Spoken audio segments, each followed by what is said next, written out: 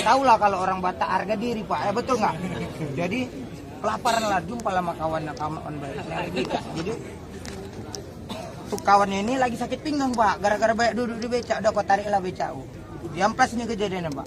Jadi ada ibu-ibu, Bang becak ke diski, saking malu dia bilang nggak tahu jalan. Oke, kasih tahu jalannya ya. Oke, dia kasih tahu. Belok kanan, dop. Belok kiri, banyak kali nih belokan. Bu, kok nggak sampai-sampai? Bentar lagi, 5 belokan lagi baru kita sampai. Udah sampai lah diski. Dibayar ongkos 50.000. Menangis tukang becak nih. Menangis. Ditambah 25.000 lagi. Menangis. Makin menangis. Ditambah 25.000 lagi jadi 100.000. Main-main tanah dia jung terbalik. Terakhir diambil, inilah hak tinggi kan ditampar, diam dia. Kok gila? Orang narik becak 100.000 udah syukur-syukur. Bu, bukan sekarang, bukan apa Bu, katanya. Bukan yang kutangisi, bukan uang ibu. Aku tak tahu jalan pulang sekarang.